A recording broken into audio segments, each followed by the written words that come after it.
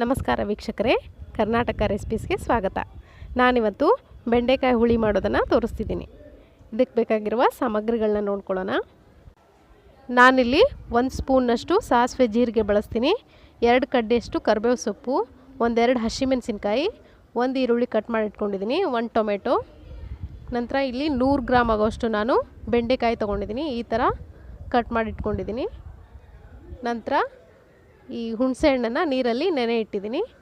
ಹಿಂಗೆ ಬೇಕಾಗುತ್ತೆ, ಒಂದು ಚಿಟಿಕೆಯಷ್ಟು, ಒಂದು ಅರ್ಧ ಬಟ್ಲು ತೊಗರಿಬೇಳೆ, ರುಚಿಗೆ ತಕ್ಕಷ್ಟು ಉಪ್ಪು, ಅರಿಶಿನ, ಆಮೇಲೆ ಸಾಂಬಾರು ಪುಡಿ, ಆಮೇಲೆ 1-2 ಟೇಬಲ್ ಸ್ಪೂನಷ್ಟು ಎಣ್ಣೆ ಬೇಕಾಗುತ್ತೆ. ಇವಾಗ ಮಾಡೋದು ನೋಡೋಣ. ಒಂದು ಕುಕ್ಕರ್ ತೊಗೊಳ್ಳಿ. ಕುಕ್ಕರ್ಗೆ ಈ ತೊಗರಿಬೇಳೆ ಏನಿದೆ ಇದನ್ನು ಹಾಕ್ಕೊಂಡು ಇದೇ ಬಟ್ಲಿಂದ 1-2 ಬಟ್ಲಷ್ಟು ನಾನು ನೀರು ಹಾಕ್ಕೊಳ್ತಿದ್ದೀನಿ. ನಂತರ ಈ ಹಸಿಮೆಣಸಿನ್ಕಾಯಿ ಮತ್ತು ಟೊಮೆಟೊ ಕೂಡ ಇದರಲ್ಲೇ ಹಾಕ್ಕೊಂಡು ಕುಕ್ಕರ್ ಮುಚ್ಚಳ ಮುಚ್ಚಿ 1-2 ವಿಷಲ್ ಬರೋವರೆಗೂ ಇದನ್ನು ಕೂಗಿಸ್ಕೊಳ್ಳೋಣ. ನೋಡಿ, ಇದಿವಾಗ ಆಗಲಿ, ಅಷ್ಟರೊಳಗೆ ನಾವು ಬೆಂಡೆಕಾಯಿ ಹುರ್ಕೊಳ್ಳೋಣ. ಒಂದು ಪಾತ್ರೆ ಬಿಸಿ ಇಟ್ಕೊಳ್ಳಿ. ಪಾತ್ರೆ ಕಾದ ನಂತರ ಈ ಕಟ್ ಮಾಡಿ ಇಟ್ಕೊಂಡಿರೋ ಬೆಂಡೆಕಾಯಿ ಹಾಕಿ ಸ್ವಲ್ಪ ಹೊತ್ತು ಹಾಗೆ ಹುರಿರಿ. ಹೀಗೆ ಹುರಿದಾದ್ಮೇಲೆ ಸ್ವಲ್ಪ 1 ಸ್ಪೂನಷ್ಟು ಎಣ್ಣೆ ಕೂಡ ಹಾಕ್ಕೊಂಡು ಇದನ್ನು ಈ ಪಲ್ಯಕ್ಕೆ ಹೇಗೆ ಹುರ್ಕೊಳ್ತೀವೋ ಆ ಥರ ಹುರ್ಕೊಳ್ಳಿ. ನೋಡಿ, ಈ ಥರ ಇದಿವಾಗ ಆಗಿದೆ. ಇವಾಗ ಈ ಕುಕ್ಕರ್ ಮುಚ್ಚಳ ತೆಗೆದು ಈ ಬೇಳೆ ಬೆಂದಿದೆಯೋ ಇಲ್ವೋ ನೋಡೋಣ. ಬೇಳೆ ಕರೆಕ್ಟಾಗಿ ಬೆಂದಿದೆ. 1/4 ಭಾಗ ಬೇಳೆ ಬೆಂದರೆ ಸಾಕಾಗುತ್ತೆ ಇದಕ್ಕೆ. ಇವಾಗ ಈ ಟೊಮೆಟೊನ ಮ್ಯಾಶ್ ಮಾಡ್ಕೊಳ್ಳಿ ಸ್ವಲ್ಪ.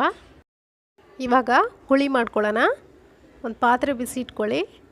ಪಾತ್ರೆ ಕಾದ ನಂತರ ಅದಕ್ಕೆ 1-2 ಸ್ಪೂನಷ್ಟು ಎಣ್ಣೆ ಹಾಕ್ಕೊಳ್ಳಿ. ಇದಕ್ಕೇ ಸಾಸಿವೆ ಜೀರಿಗೆ, ಕರಿಬೇವು ಸೊಪ್ಪು, ಆಮೇಲೆ ಹಿಂಗೆ ಹಾಕ್ಕೊಳ್ತಿದ್ದೀನಿ. ನಂತರ ಈ ಸಣ್ಣದಾಗಿ ಕಟ್ ಮಾಡಿ ಇಟ್ಕೊಂಡಿರೋ ಈರುಳ್ಳಿ ಕೂಡ ಹಾಕ್ಕೊಳ್ತಿದ್ದೀನಿ. ಇದನ್ನು ಹಾಕ್ಕೊಂಡು ಸ್ವಲ್ಪ ಹೊತ್ತು ಚೆನ್ನಾಗಿ ಹುರಿರಿ. ಇದಾದಮೇಲೆ ಈ ಬೇಯಿಸ್ಕೊಂಡು ಇಟ್ಕೊಂಡಿರೋ ಬೇಳೆ ಏನಿದೆ ಇದನ್ನು ಕೂಡ ಇದಕ್ಕೆ ಹಾಕ್ಕೊಳ್ತೀನಿ.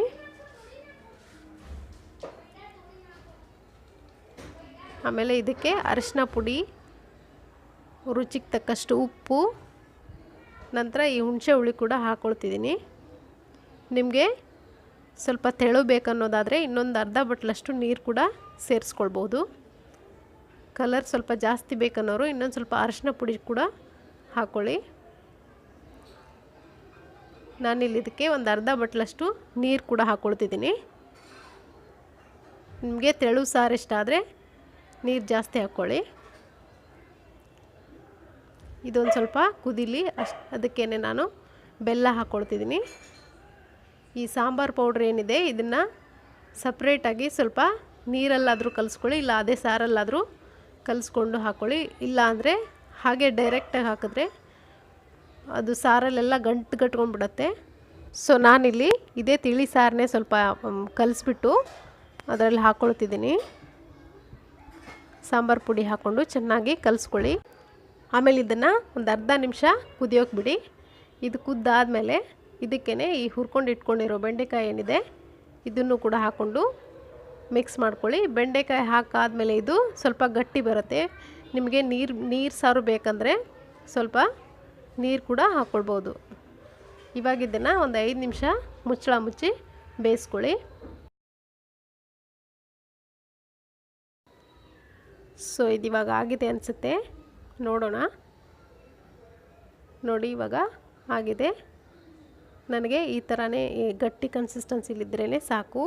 ನಿಮಗೆ ನೀರು ಬೇಕು ಅನ್ನೋದಾದರೆ ಇನ್ನೊಂದು ಸ್ವಲ್ಪ ನೀರು ಕೂಡ ಹಾಕ್ಕೊಳ್ಬೋದು. ಆ್ಯಕ್ಚುಲಿ ಬೆಂಡೆಕಾಯಿನ ಜಾಸ್ತಿ ಜನ ಯಾರೂ ಇಷ್ಟಪಡಲ್ಲ.